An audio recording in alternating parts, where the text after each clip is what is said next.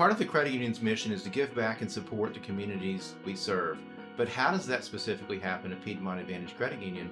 Stay tuned to find out on this episode of Headlines in Fine Print.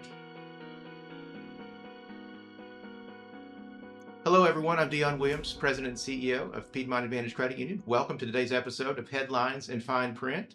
And today we're continuing our series of showcasing the talent we have at the credit union. And we're going to look specifically today at how the credit union gives back to the communities we serve. And we are honored to have Megan Brooks with us today. She's our Talent Development Supervisor. She's also serves on the Board of Directors of the PACU Foundation and chairs the Fundraising Committee. That's a lot. So welcome to the show, Megan. Thank you. So tell us a little bit about how you came to the credit union and how you got involved with the PACU Foundation. Sure, yeah. So I came to the credit union in July of 2019. And at that point, the PACU Foundation didn't even exist yet. So we'll get into that in just a minute. But I was just looking on LinkedIn. I was in a medical job, was just really looking for something different.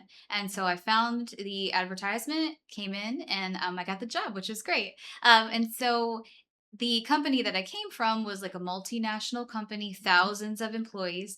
And it was really important for me that I could find a place where I really felt like I had a purpose and kind of fit in with everybody. And so that's kind of really what brought me to PACU. Now, the foundation itself began in 2020. And I was not part of the original crew. And so I'll let you kind of talk more about that, Dion, because you do know more about the inception of it. I eventually was tagged in probably in late 2020. I was trying to remember exactly, and I don't, by our HR manager at the time, who was also a foundation volunteer, one of the first ones, and just asked me, hey, would you be willing to help out with the fundraising committee? And I said, yeah, sure. And it's been incredible because I've gotten to do a lot of different things since then.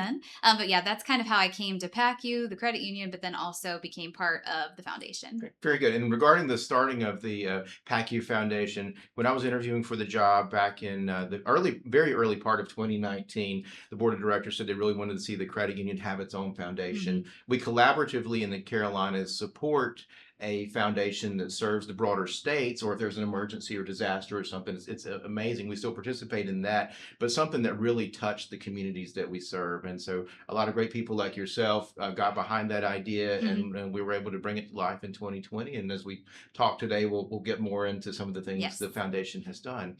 So a fun question we like to ask everybody, just starting out to help our listeners get to know our guests. So tell me about a book or a movie or something that's kind of influenced you along the way. Sure. So at the credit union, one of the things that I do is new hire onboarding. And so one of the biggest things is that people don't always know the difference. And actually, I'd say commonly don't know the difference between a bank and a credit union. And so the movie clip that I like to show them is It's a Wonderful Life. And now, to be fair, in It's a Wonderful Life, it's a savings and loan. So it's not a credit union. But the way that George Bailey in that movie conducts himself, the way that he supports his community, gives loans to people that needs them, and is kind of the antithesis of Potter, the banker. And so I show them that because it kind of really illustrates what credit unions are all about. And the way that George Bailey kind of interacts with his community. I'm not saying I'm George Bailey by any stretch of the imagination, but at the very end, there's a quote that basically says, no man is a failure who has friends. And that really is kind of encapsulates, I think, how I see my role at the credit union, how I see us in our communities. And it just kind of means a lot to me that, that movie, as cheesy as it sounds, that's something that we can kind of hold on to and work towards. So yeah, I think my movie would be It's a Wonderful Life. Oh, that's awesome. And I'd be remiss if I didn't mention that all of our new hires, Megan's one of their first points of contact because you train them. So when you come to a credit union branch, have a great experience, or call into our member relationship team. She had that first influence on those folks. So we appreciate that. Yes. And it's a big team effort, so I can't take credit for their whole journeys, obviously. But of course, if it's setting that stage and letting them know, hey, this is a credit union, we're special, we treat people differently here, and especially at PACU about simply service. It really bleeds into and ties into the foundation itself. And both of those things just are ways that we show that we care about the communities that we serve.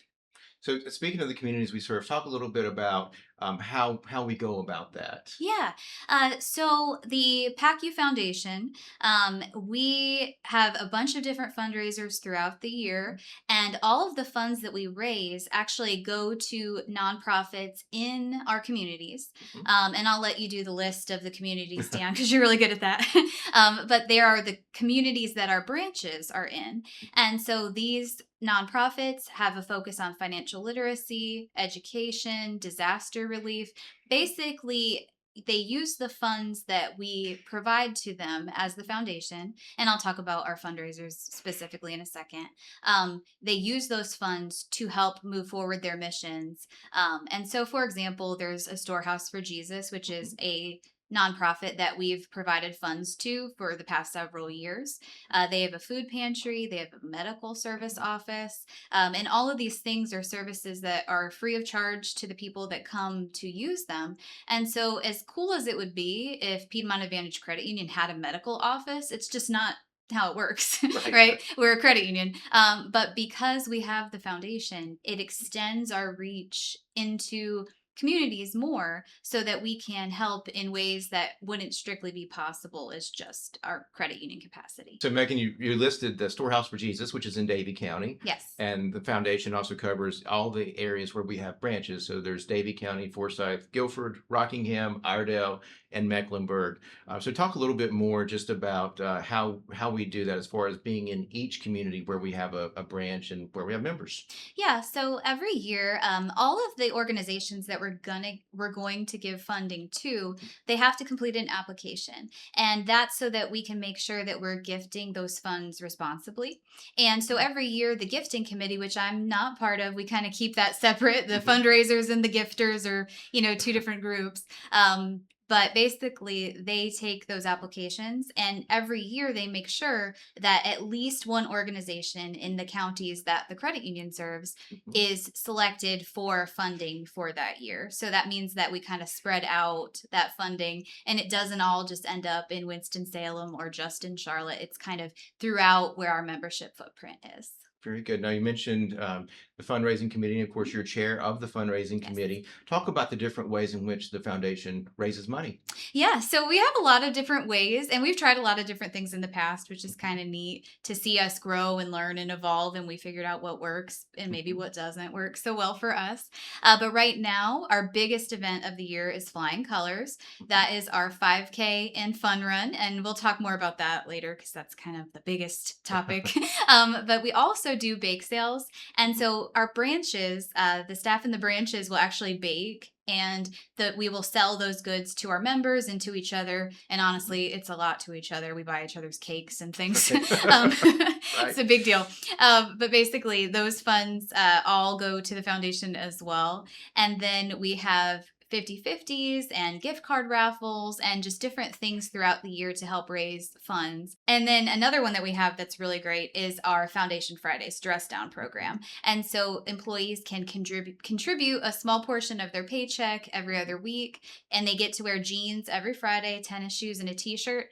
So popular. Everybody likes to be comfy. But it is a great fundraiser for our foundation as well. So we have a little bit of everything that we do. So you talked about the bake sale where the employees are the ones Hmm. actually baking, and we do have some serious talent in that We regard do, on yes. staff. And then also on the Foundation Fridays, and I know that on the Foundation Fridays for dressing down, I know that brings in over $10,000 a It does, year. yes. So, but talk about the level of employee participation. Yeah, so we have almost 100 staff members at Piedmont Advantage Credit Union. We are at over 90% participation with the foundation, or in other words, 9 out of 10 of us do participate in the foundation in one way or another, whether that's buying from the bake sales, donating, going to Flying Colors. The big one is Foundation Fridays, but in some way, shape, or form, and a lot of people do multiple events. 90% of us actually contribute to the foundation, which I think really speaks to who we are Mhm. as a credit union and the values that we all kind of work towards together. So, yeah, it's a lot of us. That's awesome. So you mentioned Flying Colors. That's our Hmm. signature event. So talk about that. Yes. So that is a 5K and Mhm. fun run, and it's a color run. So we have stations throughout the course, and we throw colored powder. It's cornstarch, not going to hurt you. Right. It does tie-dye the shirt that you get, which Mhm. is cool. But you run through, you get blasted with color throughout the course, and then the end, you kind of look tie-dyed and awesome, and you have pictures with your family and friends, and it's fun. So that is kind of the big piece of flying colors. But then also we have food trucks, we have games, and PACU shows up, who is PACU's mascot, but he is very adorable. He's an aviator alpaca, Mhm. and so he meets and greets with the kids. We don't have him run though in that mascot suit. I don't think that would work. But basically, it's just a family friendly, fun event. Mhm. And it's our largest fundraiser because we have a lot of great corporate sponsors who actually Mhm. donate to the cause. And we have our registrants, of course, who support the run. And then also our staff and just the community are able to donate to the run. And so this is how and why we kind of call it our signature fundraiser, because it's Mhm. our biggest event of the year, but it's just a lot of fun for people to come and support. Very good. And if you're a member that wants to participate, again, you don't have to be a serious No. runner. You can be a walker. You can be a runner. If you're in the 50 to 60 age range, and you want to come beat me this year, I would love to run with you. That would be so much fun. And you do see so many people from PACU and their whole families Hmm. that's part of this event, and that's really what it's all about. But if you're a business owner and you want to contribute, there's still opportunities to Yes, sponsor, right? absolutely. Yes, there are. Mhm. And so, what's the date of the run? So the date is Saturday, June 13th. Mhm. It's at Forsyth Country Day School. Mhm. It's a beautiful course. It's a little bit challenging because it's like a cross country Mhm. style, but again, all ability levels. So speaking of the 50 to 60 range, Dion won that first place last year, but my dad was actually in it too. And he got the 60 and up winner category. Now, to be fair, he was the only 60-year-old in it. But he, and he wouldn't mind, but it wasn't record breaking speed or anything like that. But it really is something that everybody can get in on and participate in. And also, fun fact, my mother in law, she volunteers for the run. So she hands out water. There's literally something that everybody can do. Yes. You can come, you can join in and run, you can walk, you can volunteer, all kinds of stuff. So yeah, it's really for The everybody. more the merrier. Yes. We'd love to have hundreds of people there for it because it Hmm. really is a fun event. And in terms of fundraising, we talked about since the inception of the foundation, because we just celebrated 5 years, it's been $140,000 since inception, which Yes. is amazing considering year one was formation and a pandemic. So high hopes for this year, right? Yes, absolutely. And kind of looking back at the beginning, we couldn't have in person events. Right. Everybody was apart. So we did things that we don't do anymore, but like just to get through and just to raise those funds, like silent auctions and things like that. But now we're just so happy that we can come together because fundraising and earning that money for our communities is really better and easier when we can come together and just have a good time and do that Yes. together. Doesn't even feel like work. No, no. And so, how can someone learn more about flying colors with the foundation in general? Yeah, absolutely. So if you go to PACU.com, which is our website, Mhm. you can go to the PACU Foundation page, and I'm sure Mhm. my awesome friends will pop up a link here for us. But you can go there. The run registration site itself is a great source, so you can Mhm. go to that. And if you're in the area and you're at a PACU branch, you can ask somebody. They can point you in the right direction to learn more. Or if you're interested in donating, you can do that at our branches. You can do that online. So we try to keep it easy, but just all different kinds of ways to engage with us. So you can donate even if it doesn't have to be about flying colors or Mm-mm. any other event. You can just donate, Yeah, right? yeah. Just for Okay. whatever speaks to you, you can donate anytime. And we do put out information. Mhm. So whenever we're gonna have a bake sale, just watch our social media. You'll find out, and then you can Great. come and get baked goods. So we have a lot of different ways that you can kind of join in and contribute. Very good. So, any final words of wisdom or parting words for our audience today on the foundation? Well, first of all, I hope y'all come to Flying Colors.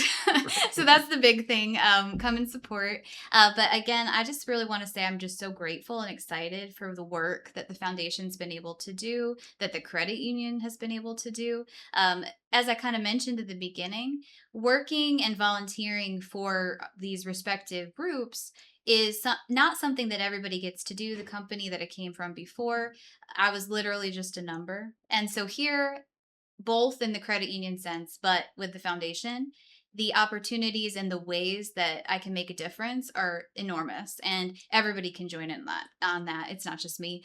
So I think come to Flying Colors and help us make a difference. And we're just excited about all that we've been able to achieve as the foundation. Very good. Thank you. Yes. Thank you to Megan Brooks for being our special guest today. And we'll have another special guest next month on Headlines in Fine Print. Be sure to look us up on YouTube, Spotify, or wherever you get your podcast. We push past the headlines and get into the fine print on our topics. And we really appreciate you engaging with us today. So have a great day, and we will see you next time on Headlines in Fine Print.